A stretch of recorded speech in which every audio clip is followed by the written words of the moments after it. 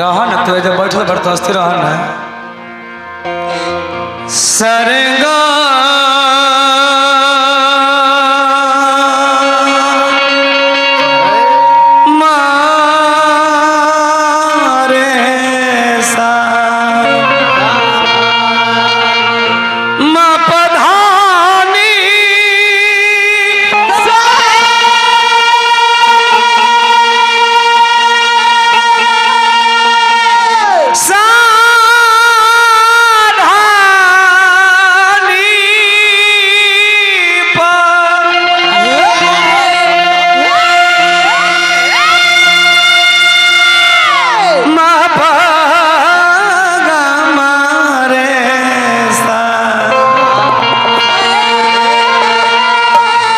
निसर सदा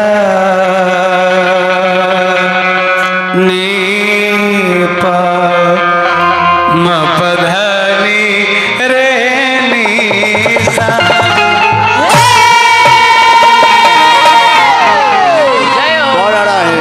ओम जयंती मंगला काली भद्रकाली कपालिनी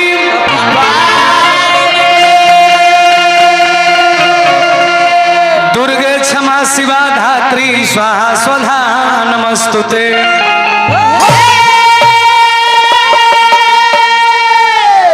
गोस्वामी तुलसीदास जी बबुआ मानस रचना 2 बड़े 7 महीने 26 दिन में कैले अपना प्रथम खंड के प्रथम सोपान में कैसे लिखा था बबुआ वर्ण नाम संघ नाम स नाम छंद सामपी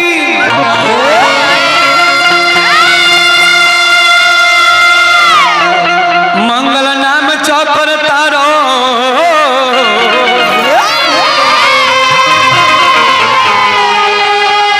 वंदे वाणी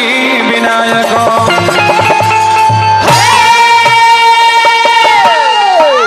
अब एक लाइन हम माई के बारे में कहे के पड़े जन्म माई की दया दृष्टि भइल आप सब विद्वान श्रोता समाज के सामने हमरा जैसे के पूर्व के लेकर हाथ में माइक दे दियल गइल बा हम गावत नहीं आप सब आत्मा शांति बने के सुनत नहीं इहे हमने खातिर कम नहीं खे यही बच्चे के ऊपर हम विद्वान को भी कहले बबुआ कि जिस घर में देवी देवता हंसते हैं उसी घर में देवी देवता बसते हैं जिस घर में माता पिता रोते हैं उस घर में देवी देवता कभी नहीं होते हैं। एक बहुत सुंदर कवि कहले कि माँ से बढ़कर देवी और पिता से बढ़कर देवता इस दुनिया में दूसरे कोई नहीं है कतनो तीर्थ धाम घूम ले माई 1 लोटा पानी बिना मर जाती है तीर्थ धाम घूमला पर धिकार बा। रोज हमने 1100 किलोमीटर दूर चल के सावन महीने में जल ढाल जाने तो भोले बाबा के अपन बाबू 1 लोटा पानी मांगत मांगत हार जाता रहे तब हम पानी भेटात नहीं खे तब भोले बाबा बुर्बक थोड़िए बारे वो कहतर कि जेकर जामल हो ओकर भूते नहीं खे तो हमार हो जाई आशीर्वाद देतर के जो बबुआ जन पर ढारत रहे उहे लेके जाई जनन के ना एक लाइन माई के बारे में कहो ममता तेरी आंचल में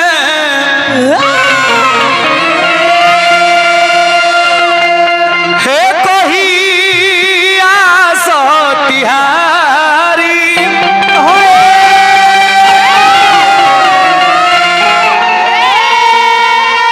चल चल थल चर नो भी चरिए मैया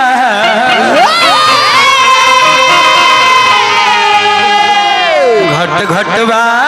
सो तिहारी। यह सुमरन बंदा दिमाग शांत होकर देवी देवता के ध्यान धर लेबो एक करे के सुमरन बंदा कहल जाय। एगो विद्वान कवि कहले कि राउर तन मन शुद्ध बा त एगो अगरबत्ती जलाइबो माई के बोलाइबो त माई धावल चली आई है लेकिन तन मन शुद्ध नहीं के तो अगरबत्ती ना अगरबत्ती के 2-4 गो फैक्ट्रियो फूंक देबो माई के बहुत दूर के बात बारी 2-4 गो चुरैलियो नहीं है हां तो सुमरन बंदा ही रहे देव के बा दे दिया ब्याज तनी कहो ब्याज के दे दी अब लो जब ब्याज के दिया जाए ई हाथना खर्चा काहे खातिर भइल अगर ई सुमरन बंदा करावे के रही ए जे हमनी के थोड़ी आइते जा ए जे पंडित अनिरुद्धाचार्य महाराज जनली की ना हे जे प्रवचन करावे गए तो पंडित अनिरुद्धाचार्य महाराज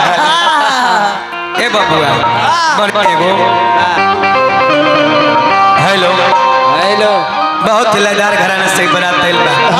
ई गांव में लयदार हो तो गीत को एक लयदार लिखा होई तो मजा आए बड़ा सुंदर एगो स्वर सम्राट भरत शर्मा जी लय गौरव ले कैसे ए बबुआ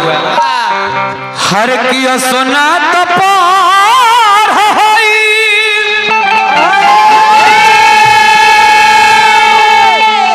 हर जाई गवाना हर का कहिए सखी हबला गे नमा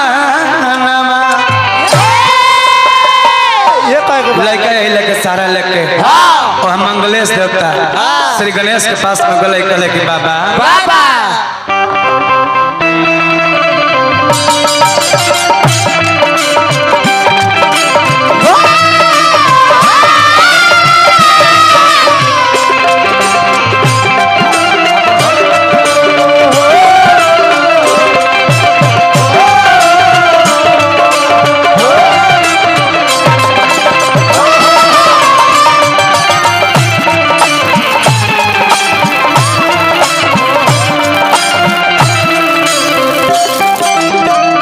हमार बेंजल बजावे त अपना गोलरी बैठल बेंजल वाला के डिस्टर्ब न करे हां लइका कहले कि बाबा गौरी के ललनवा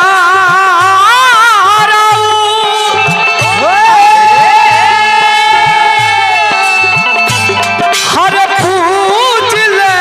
चरनावा गौरी के ललनवा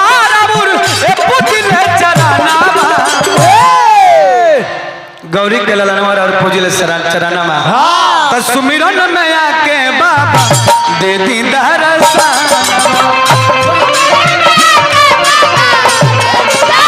ये सुमिरन में आके बाबा दे दी दरसा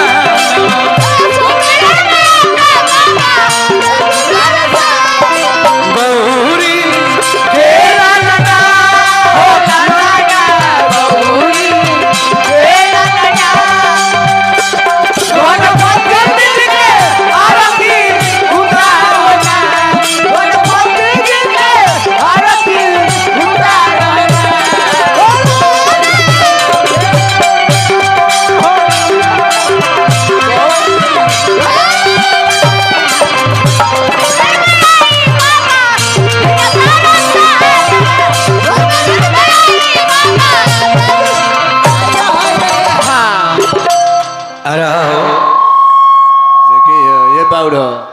हेलो सब मिला जुला के तो ठीक बोलती है मैंने खाली ठीक नहीं के बोल जब तक मेन ठीक ना बोली तब तक कोनो काम ठीक ना हो लोग सजिंदा के बजावे नहीं सुने लोग हमार गावे सुने मेन के बजा बना के रखे हेलो हेलो हेलो हेलो तनी सब बढ़ाई मेन में हेलो हेलो हाँ भाई कुल आदमी एक दूसरे को दीपक के झालो बजावे देखे कितना सॉन्ग भाई बोले तारे अजीत भाई इहो देखे बाकी सब के बात धराई बाकी दीपक के बात ना धराई लेके आओ कलश के मालिक भोजपुरी गाना बजाना में मुर्गी के बड़ा महत्व होला जब सारा ठेकैता एक ही मुर्गी मारे लगा और खुली ठेकैता में हे ठेकैता में अंतर रही ना जल्ला कल्लू बाबू गुरुजी जब आवस तो गुरुजी से कुछ ज्ञान ले तो मुर्गी लगी कौन देखा तरीके ना लोग मुर्गी के फेर में बा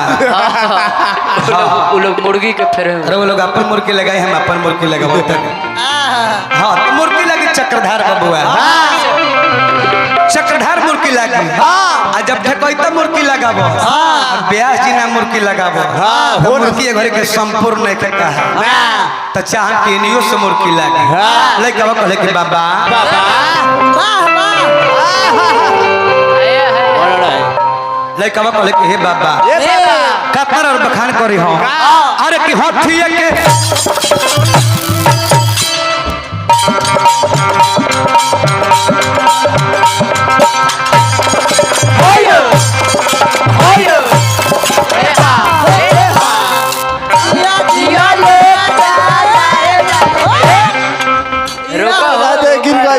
काथी गिरल हरे ताल गिरल ताल गिरहू के चाहे न त बजावा खाली बजाव तो रखबो त सब तने के मियाँ झाड़ ले कहो ले के मालिक अरे कि हथिया के सुरह पवलो मानुषो के तनामा रे सब हते तो तुमने पहिले वो खेला सब हते मतन में पहिले अरे हो खेला पूजनावा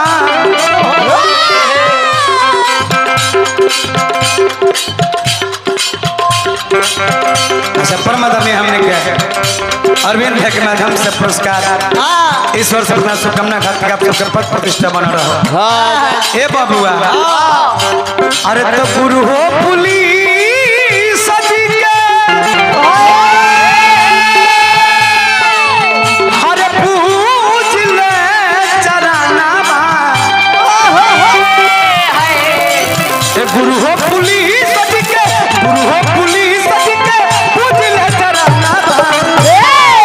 तो सुमिरन में आके बाबा चलो अरे के दे दीदा